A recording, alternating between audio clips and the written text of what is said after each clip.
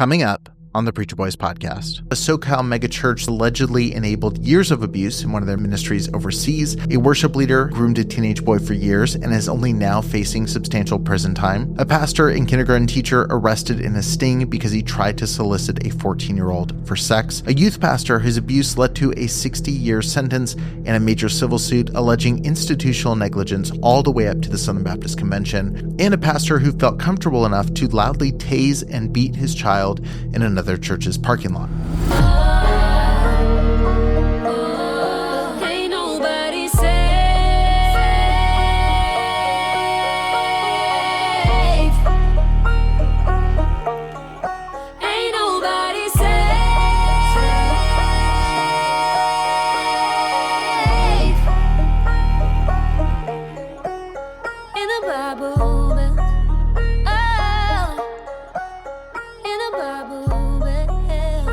Hey everybody, welcome back to the Preacher Boys podcast. My name is Eric Skwarczynski. I'm a former fundamentalist who sheds light on the dark side of the church, from the pulpits to the pews. It's February 1st, 2026, and I wanted to walk you through some of the most disturbing headlines connected to well-known Baptist churches and institutions in the month of January. And as always, this episode has two primary purposes. First, it's to catch you up on the major stories that you might have missed over the last month, because there are a shocking number of stories that pop up every given month. And second, I want the sheer volume of these stories to lead to a bigger conversation. I'll never say that every single person who identifies as a conservative or fundamentalist or Christian is bad. I do want to say that when it comes to churches connected to stories of abuse, this is beyond just a few bad apples. There is a pattern here, and the way to see it is simple. Pay attention to what some of these institutions choose to get loud about, and pay attention to what they're willing to ignore.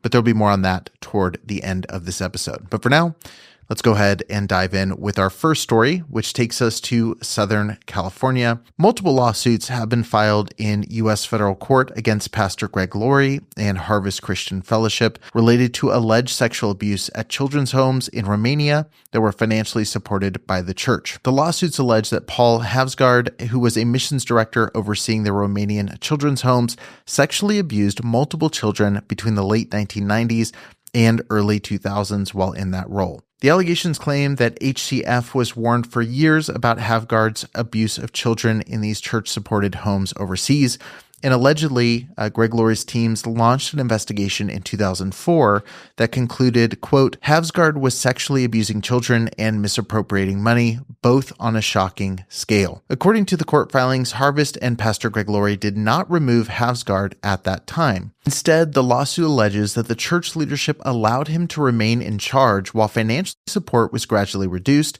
and that the Romanian homes were not fully closed for several more years. Let that sink in for a moment. We're not talking about an institution that was blindsided. We're talking about an institution that had allegedly multiple opportunities to intervene, to protect children, and to do the right thing. And according to these lawsuits, they didn't.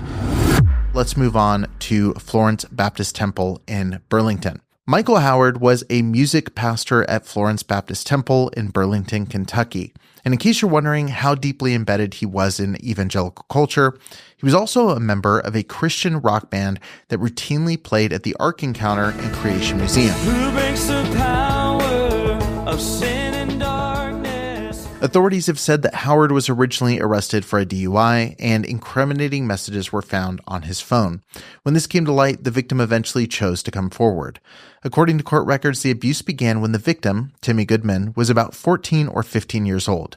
Goodman addressed the court, describing a pattern of manipulation, grooming, and abuse that lasted several years. He got a few years of a child at his sexual disposal and returned for 15 years behind bars and a lifetime of being labeled as a sexual predator. He sunk his teeth and claws into me, but now someone where he is going to look forward to sink their claws into his depressing, decrepit body. Howard's plea agreement reduced the original 40 counts of sexual abuse and 40 counts of sodomy down to 28 counts, earning him just 15 years in prison. Now let's move to Port Orange, Florida. Jeffrey Summers, the pastor of New Hope Baptist Church and a teacher's aide at a public school in Port Orange, Florida, was convicted of soliciting a minor for sex following an undercover sting operation. An undercover detective set up a profile on a dating website pretending to be a 14-year-old boy. Summers thought he was communicating with the 14-year-old and arranged to meet in person. According to court records, Summers was arrested at Horizon Elementary School, where he worked as a paraprofessional in a kindergarten classroom. The jury found that the evidence presented, including message exchanges, sufficient for conviction. In Bentonville, Arkansas, Keenan Horde, a former youth pastor at First Baptist Church, Bentonville, is serving a 60-year prison sentence after pleading guilty in 2023 to 13 counts of sexual assault involving minors. He was arrested in 2022, and the abuse is alleged to have occurred over an extended period while he was in ministry. This week, a civil lawsuit was filed by a Northwest Arkansas father on behalf of his child, who is one of Horde's victims. The lawsuit names more than 50 defendants, including Horde, First Baptist Bentonville, the Arkansas Baptist State Convention, the Northwest Arkansas Baptist Convention, and, of course, the Southern Baptist Convention. According to the filing, Horde was given unfettered access to minors while serving as youth pastor beginning in 2017. The lawsuit further alleges that church leaders knew or should have known of warning signs, including grooming behavior, such as excessive private communication and an unusually close relationship with students, but failed to supervise, restrict, report, or remove him. The case now moves forward in civil court, where the focus will be on the questions of institutional oversight and responsibility. And in Rockwood, Tennessee, Douglas Lonnie Jones, the pastor of Gateway Baptist Church in Rockwood, Tennessee, has been charged with aggravated child abuse and aggravated assault after allegedly using a taser on his son in the parking lot of Mount Pigsaw Baptist Church in Oliver Springs, Tennessee. According to the arrest warrant, the incident was captured on security cameras operated by the church, which also runs a school. Investigators reported observing video that showed Jones using a taser on the child, followed by a second instrument believed to be a belt or strap. The footage reportedly includes the sound of the taser, the child screaming, and repeated strikes, which were loud enough to be audible on a security camera at the school entrance. So let's do a quick recap. We've talked about a SoCal megachurch that's allegedly enabled years of abuse in one of their missions-funded ministries overseas, a worship leader who groomed a teenage boy for years and is only now facing substantial prison time, a pastor and kindergarten teacher arrested in a sting because he tried to solicit a 14-year-old for sex, a youth pastor whose abuse led to a 60-year sentence, and a major civil suit alleging institutional negligence all the way up to the Southern Baptist Convention, and a pastor who felt comfortable enough to loudly tase and beat his child in another church's parking lot. Now, I want you to hold all of that in your mind as I tell you what some Baptist-aligned leaders chose to get loud about this month. You'd think they'd be outraged by some of these headlines, right? But this is where the selective outrage becomes impossible to ignore. On January 18th, 2026, a group of anti-ICE protesters entered a worship service at City's Church in St. Paul. The church's pastor, David Easterwood, has been identified as ICE's field director for the Twin Cities. This protest came on the heels of the shooting of Renee Good just days before. Many conservative leaders have condemned the actions of the protesters. Fox News interviewed several for an article on the protest, including Franklin Graham, Al Mohler, and independent fundamental Baptist megachurch pastor Paul Chappell. Chappell claimed, "Today in Minneapolis, Minnesota, a group of activists led by Don Lemon stormed a Baptist church by the name of City's Church during their worship time." We should pause right there because that's a lie. Don Lemon was not leading anything. He was present as an independent journalist doing journalism. A judge later rejected an attempt to charge him as a protester, which makes Chappell's opening line not just wrong, but embarrassingly wrong. So right out of the gate, Paul Chappell chose misinformation. He then pivots to legal theatrics. "They were screaming and chanting, disrupting the singing and the preaching because they suspected an ICE officer may attend the church. This is a violation of what is known as the FACE Act. And not only do we condemn this act, but tonight I want to demand that the Department of Justice investigate what took place in Minneapolis, apprehend those who broke the law, and arrest them accordingly. Now, again, I'm not interested in getting into the fight about the legality of whether or not protesters can enter a church. That's not the point. The point is what actually gets mentioned from the pulpit. It's the selective outrage. Paul, you're a megachurch pastor in Southern California. Your church is an hour and a half from Harvest Christian Fellowship, this ministry that allegedly waited 20 years to report a pedophile and human trafficker who abused multiple children in a Romanian orphanage. Yet the thing that earns your pulpit time and a carefully curated 2-minute clip for social media is a nonviolent protest in Minnesota? I guess the sexual abuse of women and children in other churches isn't compelling enough to talk about. I guess I can't be too surprised because when I was involved in a 4-part documentary series that exposed abuse within your own denomination, you did not take the time to address it from the pulpit, or the prolific sexual abuse across larger Baptist institutions like the SBC. No, that's still not worth the time. How about 2 American citizens murdered by ICE? Absolute silence. But when it comes time to talk about a topic that is politically charged and might get you some airtime on Fox News or News Nation, there you are, sharing your thoughts and taking a bold stand. I have preached for many years that there will come a time when we'll find out who are Christians by label and by convenience, and who are Christians by conviction. And certainly we're entering those days now. Speaking of conviction and standing unashamed of Jesus, last week, roughly 100 clergy members were arrested at Minneapolis-St. Paul International Airport during a peaceful protest against ICE's violence. So while some leaders default to familiar evangelical talking points, there's real faith leaders on the ground in Minnesota, putting their bodies where their words are, risking arrest in sub-zero temperatures to stand with immigrant communities and people being harmed. I don't know about you, but that sounds a lot more like the Jesus I've learned about than the one that Paul Chappell is invoking. And this feels like a good moment to introduce my guest, Reverend Angela Danker. You've heard her on the show before. She's a Lutheran pastor, writer, and former journalist who's in Minnesota right now, and she's here to offer her expert perspective on what's going on right now.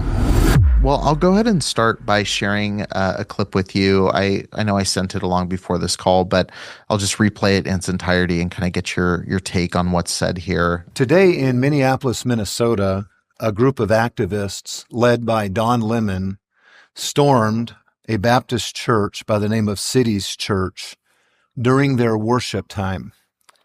They were screaming and chanting, disrupting the singing and the preaching, because they suspected an ICE officer may attend the church.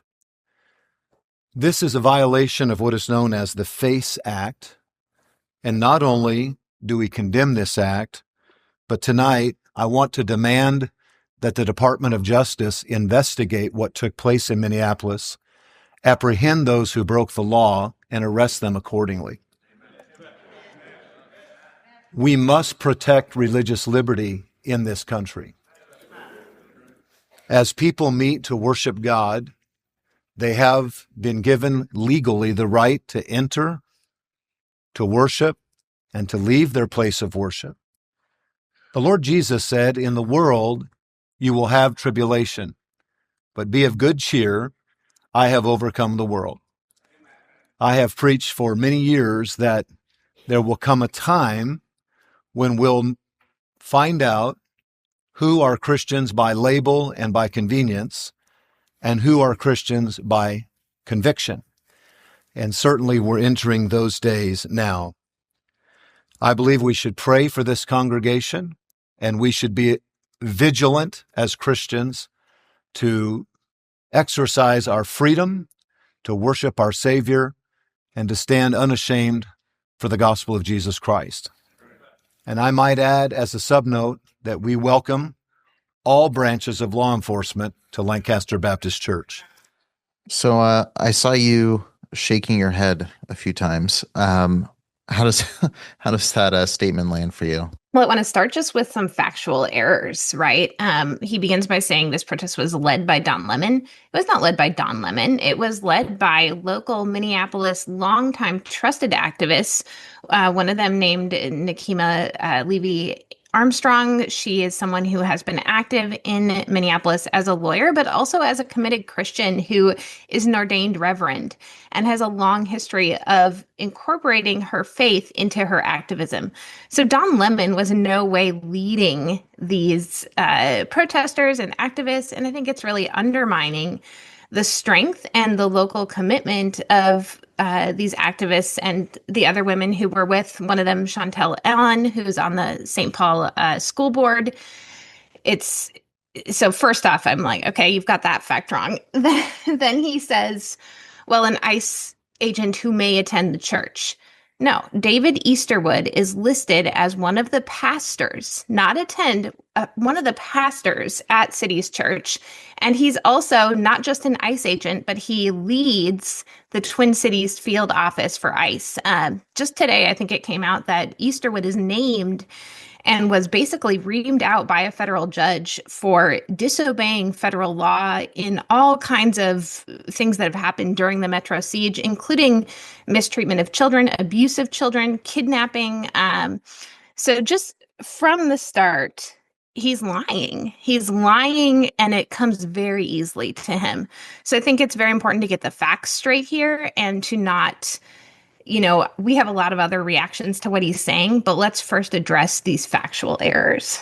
Yeah. I think that's a good place to start, because that was when I watched it. It was like you, I watched, and the first sentence was like, no. The second sentence, no. Like, we're starting with a downplaying of one, Easterwood's role in this, but also what stands out to me, and I can speak to this as someone who's been talking about abuse within the independent fundamental Baptist world for a long time. When I watched the video, my immediate thought was not, let's debate the legality of entering the service, which I think is what he pins this on, which then I looked into what the FACE Act started as a response to, and that was an intriguing deep dive. The FACE Act stands for the Freedom of Access to Clinic Entrances Act. It was passed in 1994 to protect patients and staff at reproductive health clinics from harassment, blockades, and intimidation, mostly from the religious right, aka protecting women and healthcare workers from Christians who are protesting. I think of all of the abuse cases that have come out and have been talked about in the last several years, last several decades. But it's fascinating to me what gets publicly denounced from the pulpit, clipped in a 2-minute increment and uploaded to a channel. Like, I've never seen him make a stance like this about, clergy sexual abuse. If people who've listened to the beginning of this episode have heard me talk about like 5 or 6 stories connected to Baptist organizations or large churches. I think of what's happening with Harvest Christian Fellowship right now, an hour and 40 minutes from the church that Paul Chappell pastors. Like, where is the statement there? And it seems like, again, in my opinion, it seems like the statements that are given are these carefully curated 2-minute snippets that will play really well on conservative media outlets like Fox News, which did pick this up. Surprise, surprise. But I know we could talk about the factual side. We could argue the legality of this, but I think that's kind of a moot point because I don't think they're as concerned with that as they might say. I'm curious, as a clergy person who's watching this, who is actively in Minnesota, when you see responses like this popping up everywhere within conservative Christian outlets, I think of Al Mohler, I think of others who have addressed this. How does it land for you as someone who does hold faith? Yeah, I agree. We're finding out right now who are Christians by conviction and who are Christians in order to align with a convenient political label that's going to bring them power and influence. And I would certainly list this video as one that's aligning itself with political interest rather than the gospel. So for me, and I think you're going to link to the piece that I wrote on this in MS Now, but what I mentioned in that piece and a lengthier piece that I shared on Substack is the ways in which my religious liberty and my experience of worship has been repeatedly interrupted, harassed, because of my own experiences and my own perceived threat to conservative Christians because of my work and books written on Christian nationalism. So a few months ago, back in September, there's a local Lutheran church in a suburb of Minneapolis that had contacted me and asked me to come to teach them about this rise in radicalization and violence among right-wing Christians. And the reason they asked me is because their neighborhood had recently been papered by neo-Nazis. And those neo-Nazis were appealing to Christian sort of slogans and aligning themselves with conservative Christianity. Now, interestingly, this church, the suburb, is the very same suburb and school district where 5 students last week were reported to have been taken by ICE. So for us here in Minneapolis, like this, and in Minnesota at large, I want to emphasize this is happening in rural Minnesota as well. My rural pastor friends are sharing about the abductions that are happening in their towns, in their cities. But it's also close. And that's why when Nakima Levy-Armstrong and her fellow activists walk into City's church, and when she says, how can you call yourself a pastor of this church, David Easterwood, when you are participating in evil in our city? I wish that anyone who objects to this protest would sit with that question for a moment and wonder, because it is deeply connected to what you've talked about earlier and what you and I've talked about before, the abuse crisis and the ways in which Christian sanctuaries have been perverted. They've been turned into a house of thieves, as Jesus said when he turned over the tables at the temple. They've become places for grifters, and they've become safe strongholds for abusers. And so when people say, well, children were in this sanctuary and they were frightened by these protesters, I'll tell you what, children across the Twin Cities are terrified because ICE is coming to their school bus stops. They're coming to throw tear gas near their preschools. And there's a real contrast between some people's sympathy for the predominantly white children who are sitting in conservative Christian pews and children like Liam, who's the 5-year-old who was deported with his father, who was used as bait for ICE agents to entrap his father, and then both of them deported together. What about his fear? What does Jesus have to say about those who have taken away children? So the lying, and also the other thing I wanted to mention quickly, he talks about religious liberty. We need to protect religious liberty. And this has been a talking point from right-wing Christians for a long time, certainly with the RFRA laws, certainly with ADF, the Alliance Defending Freedom. And they use this word religious liberty, but it doesn't mean what they think it means, because it's religious liberty for me, but not for thee.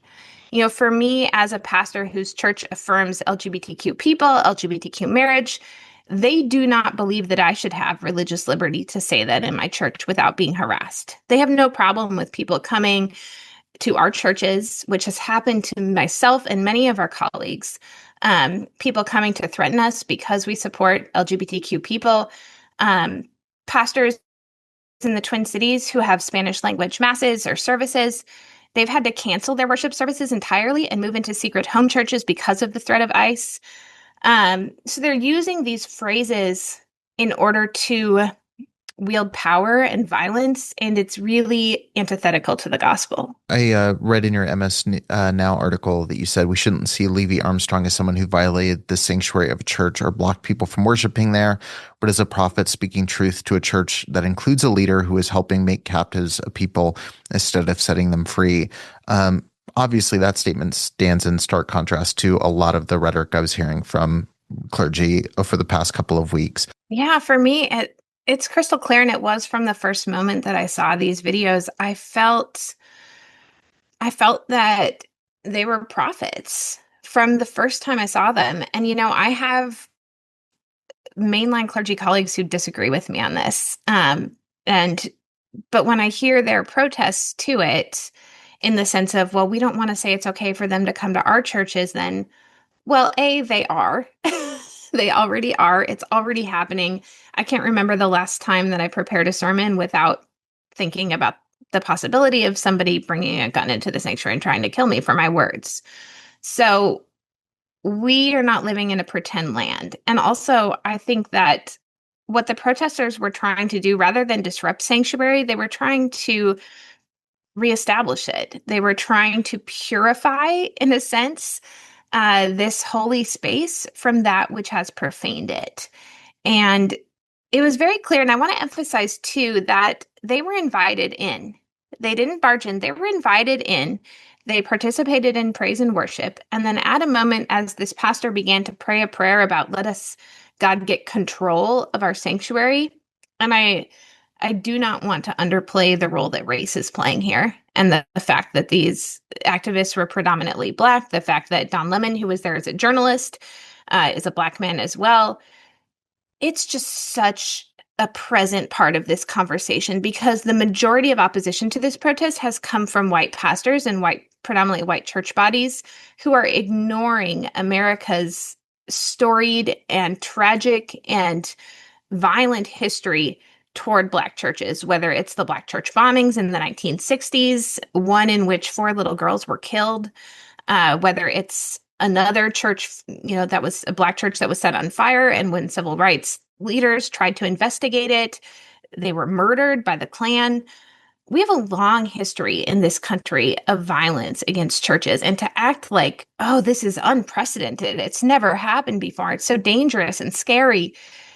Race is absolutely a big part of this. And to ignore that and to ignore the role that Nikema Levy Armstrong in particular, her race and her gender play in the way that these white male pastors are interpreting it and, basically telling her she needs to stay in her place. That's how I hear it as a woman clergy member. Yeah. That's how I hear it.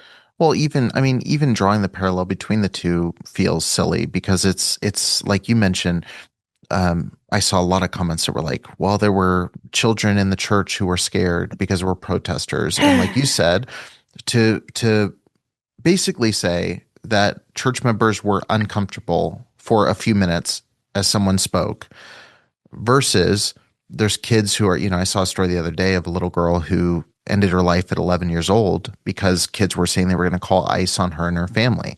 Like there's not even a little bit of a similarity to those two instances. And you mentioned race being a factor. I know that you've mentioned in podcasts, like there's obviously a huge Somali presence within Minnesota. And you've talked about like that seems to be diminishing. They're staying in their homes. Like there's just last night, the 27th, President Trump said Somalia is barely a country. And the only thing that they do well is pirates, and then mimicked shooting them. Some great people come in. They have to show that they can love our country. They have to be proud. Not like Ilhan Omar. Did you see that wise guy? She's always talking about the Constitution provides me with the following. The Constitution, she comes from a country that's a disaster. It's considered, I think, it's not even a country. Okay? It barely has a government. I don't think it does. They go to one thing, pirates. But they don't do that anymore. You know why? Because they get the same treatment from us as the drug dealers get. Boom, boom, boom. He's talking about we deal with Somalians the way we deal with Venezuelans. And then less than a few hours later, Ilhan Omar is assaulted while giving a talk about ICE. Like, there are so many racial components here. DHS Secretary Kristi Noem must resign or face impeachment.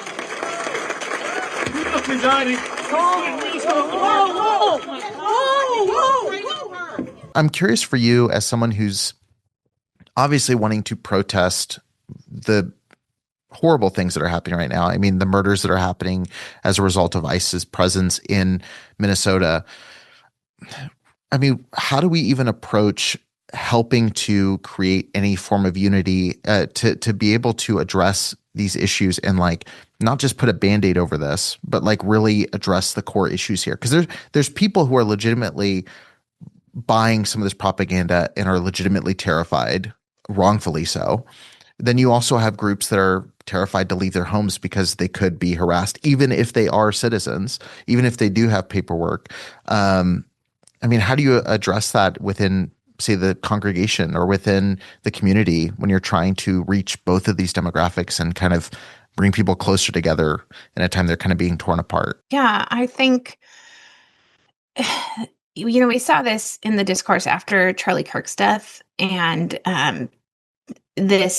what Kirk represented in many ways is this glorification of debate and that debate should be the way that Christians engage in social spaces. And so after these murders of both Renee Good and Alex Preddy, there's this engagement I see by conservative Christians to want to debate. And I do not think that is at all a productive way for us to engage in this moment. I am not interested in debating the finer points of murder. I'm just not at all. So where I think is important for us to put our energy is in working together with people who are looking to care for our neighbors. And we're doing that in Minneapolis. We're doing that in Minnesota. And people are doing that across the United States. And if people are interested in caring for their neighbors, and as Jesus calls us to do over and over again, I notice in this conservative response to the church protests and to the ICE presence in general, they never quote Jesus. They'll quote Leviticus passages about the law. Prominently, I saw, I think Joel Webben quoted the passage about eye for an eye. And of course, Jesus refutes that passage. Jesus says, "You've heard it was said, but I say to you." And they'll quote Paul on respecting the government authorities, but they'll never quote Jesus saying, "My kingdom is not of this world." So I think that there's a real need for people of faith and people of all faiths. I had the real honor of speaking to a Jewish group this past Saturday after their Shabbat service in the JCRC, which is near my home. And I think that's one of the things that has distinguished our response here in Minneapolis. It has been a multi-faith coalition. I grew up here in Minnesota. I grew up when it was a wider state than it is today. It's still, the fact that ICE is here is ridiculous, given that we have one of the smallest immigrant populations in the country as a state. But nonetheless, the state and the city of Minneapolis certainly has become much more diverse since I was here. And unequivocally, our Somali population here, our Hispanic population here, the ways that churches like the Evangelical Lutheran Church in America have participated in refugee resettlement programs, it's made much better. It's a much better place to live now that we have the Somali population here that we didn't when I was growing up. They just started coming in the 90s when I was around 10 years old. It's a much better place to live because of these populations and because of the refugee resettlements that have taken place. You mentioned there's people helping their neighbor in Minnesota. I think right now, obviously, Minnesota feels like ground zero for so much of this. And obviously, when you listen to someone like J.D. Vance, they talk about expanding this into other states. And I think ideally they want every state to look like what's happening right now. When it comes to Minnesota specifically, I know I sit there and I watch content from that area. All of us have seen the footage of these murders that have taken place from multiple angles and sat with what's happening there. And I have to ask, as someone who feels deeply upset by it, someone who goes, okay, if I'm a content creator right now, this needs to be a large portion of my spotlight needs to go on this as it's happening. It can also feel helpless or meaningless in some ways. I had a conversation this recently and said yeah, it's great that I can talk about it to more followers than someone else, but that still feels like I'm just talking about it. And I mean, what would you say to someone like myself or someone who's listening who's I want to do something about this? Does it look like going to Minnesota and joining a protest for a short period if that's possible? Does it mean content creators go and cover in person? Does it mean just talk about it as much as possible? Is it fundraising? What would you encourage people from the outside looking into your cities to go, we want to help make this stop? What should we be doing? What would be your words of advice to them? You're seeing two conflicting visions of Minnesota coming into contrast, and really two conflicting visions of what America is coming into contrast here in Minnesota. And I think it's important to note that the principal figures of this occupation, there's so many, but principally the victims, Renee Good and Alex Preddy, neither of them were Minnesota natives. And yet they have come to represent this Minnesotan response. Alex was from Green Bay, Wisconsin. Renee grew up, it looks like, mostly in Kansas and Colorado. And so what defined their connection to Minnesota was not, as J.D. Vance would suggest, blood and soil or race or creed, but instead it seems that they were connected to Minnesota and to Minneapolis because of this desire to care for neighbors who were unlike them. Seeing that vision among us and seeing so many people willing to risk their lives, their livelihood, their well-being for their neighbors, I think it's incomprehensible for J.D. Vance and for so many leaders of this movement. That's why they keep trying to figure out who's paying these people, who's organizing them, where's George Soros. They can't comprehend that people are drawn together not by our family, not by our ethnicity, but instead by just this common desire to care for one another. And I think again of Jesus' parable of the Good Samaritan, which calls us again across religious lines, across ethnic lines, to simply care for one another. And so when you ask, what can people do? Standwithminnesota.com is a great place to just land if you want to participate in mutual aid efforts. It'll help you to get connected with local churches and faith communities and organizations here that are looking to provide food, provide clothing, provide rides for people, provide safe travel to and from, accompaniment to immigration check-ins. That's an important place. But I would also emphasize that just like, Renee and Alex were not native Minnesotans, as much as us in Minnesota, we want to say this is about Minnesota and it's because we're Viking fans, so we're used to sticking with things even in the midst of disappointment. But really, this kind of movement needs to happen across America. So the most important thing I think other people can do is not necessarily to come here, certainly continue to amplify stories from local folks here. There's so many people on the ground that are doing amazing, brave work. But in your own community, begin to build up these mutual aid networks. Get to know your direct neighbors, connect with your neighbors within your neighborhoods, find out who can provide food, who can be a driver, who is someone who has connections to law, who has connections to medicine. Finding those resources within your direct neighborhood, these mutual aid networks. This is the way they did it in civil rights. This is the way they did it in abolitionism. This is the way that resistance networks to tyranny have always functioned, and it starts super local. So that's what I would urge everybody to do, is to build up those networks so that when it comes to your town, to your city, to your state, you too will be prepared. And it won't be a Minnesota movement. It can be an American movement, because that's really what we need. Yeah, you started the conversation talking about churches cozying up to power, and you talked about, Vance, just a moment ago, being startled by the fact that there's some people who just legitimately care about these things. And I can't help but think of a conversation I had recently with an apologist that I've known since I was young, used to come to our church, and he's definitely angling for Turning Point spotlight. He's trying to work into that world. And he posted a video kind of alluding to the idea that, the only reason leftists care about these issues or purport to care about these is because they want to, gain more power for themselves. And there's a leftist media that's pushing, all these things forward, which was funny to me considering you shared a story about a friend. And I know it's not a unique story of people losing their jobs with news outlets because they're talking negatively about conservative issues. You yourself experienced that. It's that layer was interesting, but also my response was just, some people just legitimately don't like to see individuals unjustly killed by tyrannical governments. And it's interesting to me that Christians of all people who claim to follow someone who was unjustly killed by a tyrannical government, don't see this.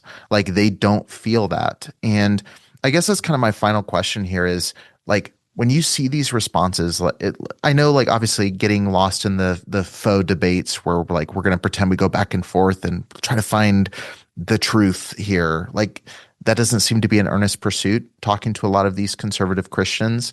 Do you think it's worth dialoguing at all at this point and trying to get people to see it? Or do you look at this and go, I don't want to push too much towards cynicism at the end, but like, do you go, if you don't see it by now, like, I don't know what's going to help you. Like, if you can watch these clips and not feel this, like, the conversation kind of is done here. I mean, how do you view that? Do you have any kind of optimistic view of that? Do you feel kind of cynical about it at this point? I mean, what's your current emotional state about it?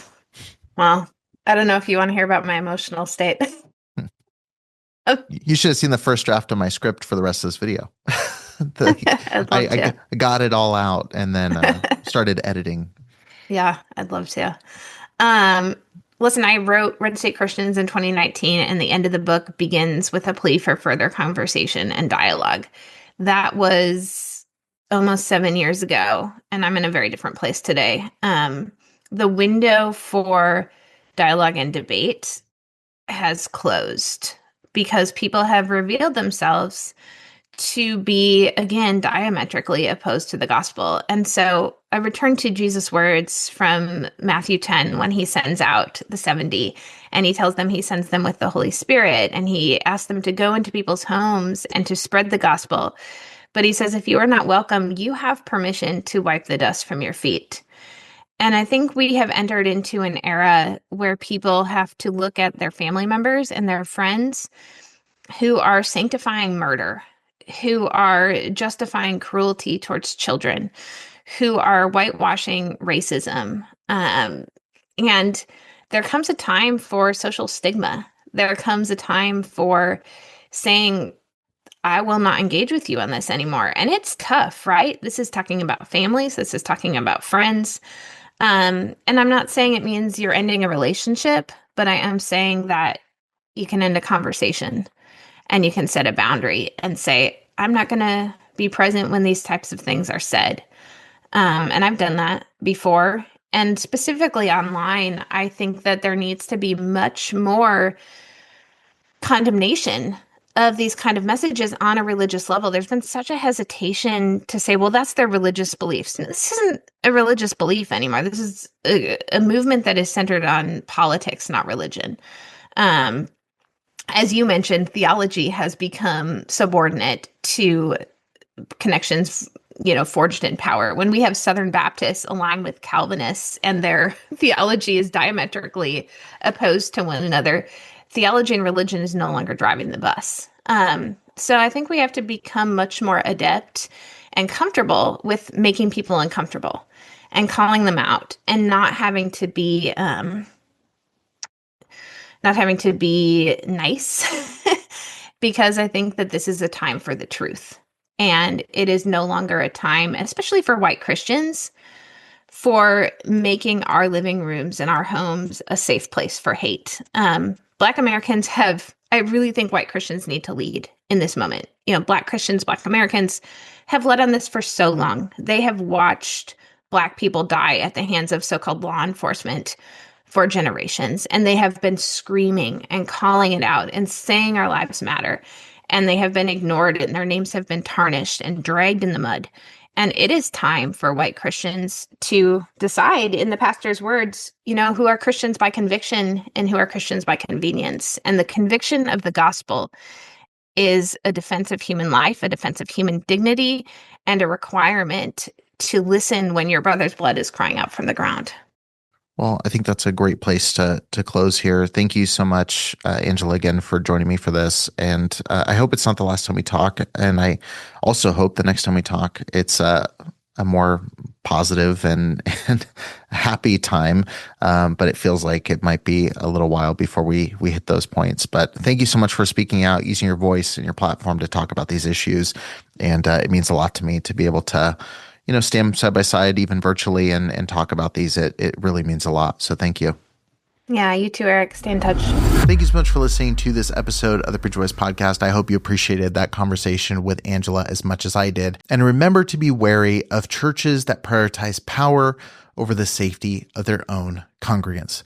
Again, this is Preacher Boys podcast. I'm your host, Eric Skwarczynski, and I'll see you on a future episode. You've been listening to the Preacher Boys podcast, hosted by Eric Skwarczynski. The intro music, Bible Belt, was performed by Lou Ridley. I said, come on, we are gathered here today to praise the Holy Father, feel the glory of his name. Anyone can worship here so long as you act straight, pay your tithes and follow rules, even the ones God didn't make in the Bible.